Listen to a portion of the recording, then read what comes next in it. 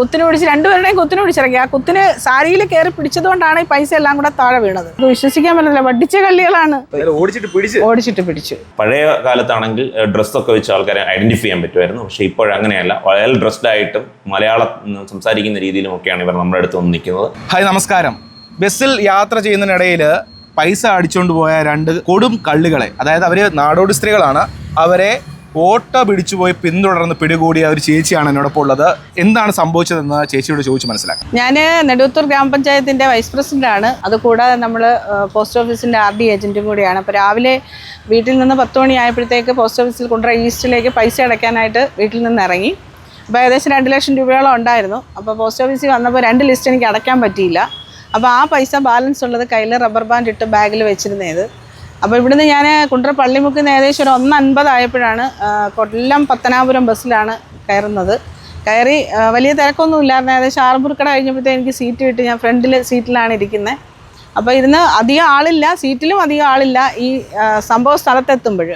അപ്പോൾ ഞാൻ ഇന്ത്യൻ ബാങ്കിൻ്റെ, എനിക്ക് കച്ചേരിമുക്കിൽ ഗണപതി അമ്പലത്തിൻ്റെ ആ സ്റ്റോപ്പിലായിരുന്നു ഇറങ്ങേണ്ടത്. അപ്പോൾ അവിടെ ഇറങ്ങാനായിട്ട് ഏകദേശം ഇന്ത്യൻ ബാങ്കിന് തൊട്ട് മുൻപായിട്ട് എഴുന്നേറ്റ് വാതിലിൻ്റെ അടുത്തേക്ക് ചെല്ലുന്നു. അപ്പോൾ 2 സ്ത്രീകൾ, അവർ ഇറങ്ങാനെന്നുള്ള ഒരു ഭാവേന എൻ്റെ അടുത്ത് ഒരാൾ മുൻപിലും ഒരാൾ പിൻപിലുമായിട്ട് വന്നത് എനിക്കറിയാം.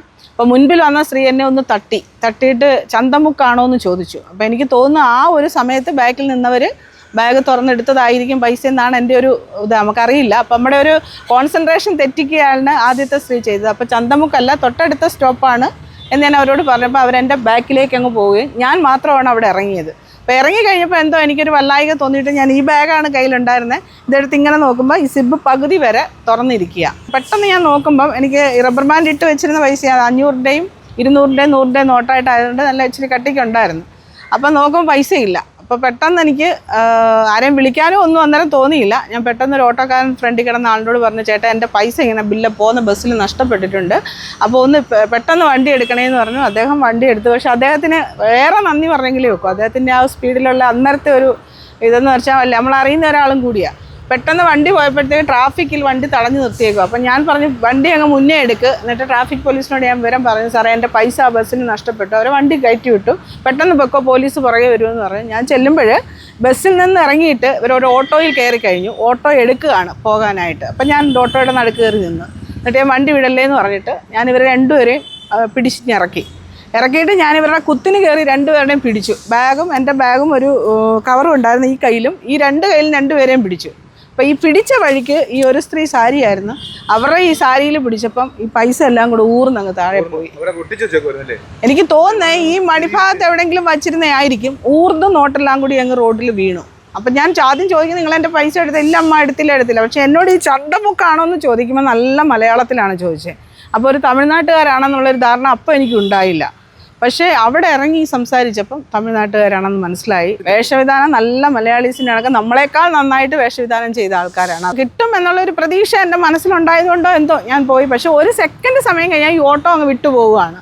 അതുമല്ല, ഈ ബസ് സ്റ്റാൻഡിലേക്ക് പോയി കഴിഞ്ഞാൽ നമുക്ക് ഇവരെ പിടിക്കാനും ഒന്നും പറ്റില്ല. ശ്രദ്ധിക്കുക, നമ്മൾ ഈ പറയുന്നത് പോലെ എൻ്റെയും വിചാരം ഇന്ന് വരെയും നല്ല തിരക്കുള്ള ബസ്സിൽ നിന്നാണ് ഇത്തരം മോഷണങ്ങൾ നടക്കുന്നതെന്നായിരുന്നു എൻ്റെ ഇതുവരെയുള്ള ധാരണ. പക്ഷേ എനിക്ക് ഇന്നലത്തെ എൻ്റെ അനുഭവം കൊണ്ട് മനസ്സിലായി, വാളില്ലാത്ത ബസ്സിലും ഇത്തരം മോഷണങ്ങൾ നടക്കുന്നുണ്ട്. അവർക്ക് അതിനുള്ളൊരു തന്ത്രം അവരുടെ കയ്യിലുണ്ട്. സ്ഥിരമായി ഇത്തരത്തിൽ ബസ്സിൽ വ്യാജമായി തിരക്കുണ്ടാക്കുകയും സ്ത്രീകളുടെ വിലപിടിപ്പുള്ള സ്വർണവും പണവും ഒക്കെ മോഷ്ടിക്കുന്നതാണ് ഇവരുടെ രീതി. ഇവർ വളരെ ഒരു വലിയ ഗ്യാങ്ങായിട്ട് തന്നെയാണ് പ്രവർത്തിക്കുന്നത്. നമുക്കറിയാം, നിരവധി സ്ഥലങ്ങളിൽ ഇത്തരത്തിലുള്ള കേസുകൾ റിപ്പോർട്ട് ചെയ്യപ്പെടുന്നുണ്ട്. പലപ്പോഴും ഇവർ ആ സ്ഥലത്ത് നിന്ന് എസ്കേപ്പ് ആയി കഴിഞ്ഞ് കഴിഞ്ഞാൽ പിന്നെ ഇവരെക്കുറിച്ച് കണ്ടെത്തുക വളരെ വിഷമകരമായിട്ടുള്ള ദൗത്യമാണ്. അതാണ് പ്രധാനമായിട്ടും. കാരണം ഇവരെ മോഷ്ടിക്കുന്ന സാധനങ്ങൾ അപ്പോൾ തന്നെ മറ്റുള്ള ആൾക്കാരിലേക്ക് ഏൽപ്പിക്കുകയും ഇവരെ പിടിച്ചു കഴിഞ്ഞ് കഴിഞ്ഞാൽ പിന്നെ ഇവരുടെ കൈവശം ഒന്നും കാണാതിരിക്കുകയും ചെയ്യുന്നത് പോലീസ് പലപ്പോഴും നമ്മുടെ ഇൻവെസ്റ്റിഗേഷനിൽ വളരെ ബുദ്ധിമുട്ടുണ്ടാക്കുകയും ചെയ്യുന്നുണ്ട്. പക്ഷേ ഈ കേസിൽ പരാതിക്കാർ തന്നെ ഇവരെ ഫോളോ അപ്പ് ചെയ്യുകയും അവരെ പിടിക്കുകയും അവരുടെ കയ്യിൽ നിന്ന് പണം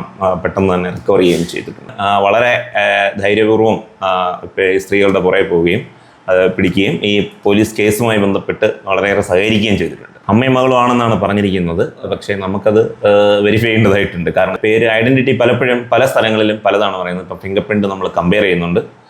ഫിംഗർ പ്രിൻറ്റ് വെച്ചിട്ടാണ് നമ്മളത് ഐഡൻറ്റിഫിക്കേഷനിലേക്ക് എത്തുന്നത്. പഴയ കാലത്താണെങ്കിൽ ഡ്രസ്സൊക്കെ വെച്ച് ആൾക്കാരെ ഐഡൻറ്റിഫൈ ചെയ്യാൻ പറ്റുമായിരുന്നു. പക്ഷേ ഇപ്പോഴങ്ങനെയല്ല, വെൽ ഡ്രസ്ഡ് ആയിട്ടും മലയാളം സംസാരിക്കുന്ന രീതിയിലുമൊക്കെയാണ് ഇവർ നമ്മുടെ അടുത്ത് വന്ന് നിൽക്കുന്നത്. ഇഴി ചേർന്ന് നിൽക്കുകയും നമ്മളുടെ ബാഗിലൊക്കെ അനാവശ്യമായി ടച്ച് ചെയ്യുകയൊക്കെ ചെയ്യുന്നുണ്ടെന്നുണ്ടെങ്കിൽ വളരെയേറെ ശ്രദ്ധിക്കേണ്ടതായിട്ടുണ്ട്. ഇപ്പോഴും വാല്യുബിൾസ് നമ്മുടെ കയ്യിൽ കൊണ്ട് നടക്കുമ്പം, പ്രത്യേകിച്ച് പണം എടുക്കുക അല്ലെങ്കിൽ സ്വർണ്ണം എടുത്ത് ബാഗിൽ വെക്കുക എന്നൊക്കെ ഉള്ളപ്പം വളരെ ശ്രദ്ധിച്ച് യാത്ര ചെയ്യണം. അത് ഒരു കാരണവശാലും ഇവർ പലപ്പോഴും ഈ ഫിനാൻഷ്യൽ ഇൻസ്റ്റിറ്റ്യൂഷൻ്റെ അടുത്തൊക്കെയാണ് ഇവർ നിൽക്കുന്നത്. അവിടുന്ന് പണം എടുക്കുമ്പോഴും അങ്ങനത്തുള്ള ആൾക്കാരെ ഫോളോ അപ്പ് ചെയ്തിട്ടാണ് ഇവർ പലപ്പോഴും അപകടനം നടത്താറുള്ളത്. അത് നമുക്കിവിടെ ഒരുപാട് കേസുകൾ അങ്ങനെ വന്നിട്ടുണ്ട്. വളരെയേറെ ശ്രദ്ധിക്കണം. തിരക്കുള്ള ബസ്സുകൾ ഒഴിവാക്കുന്നതായിരിക്കും നല്ലത് എന്നുള്ളതാണ് എൻ്റെ സജഷൻ.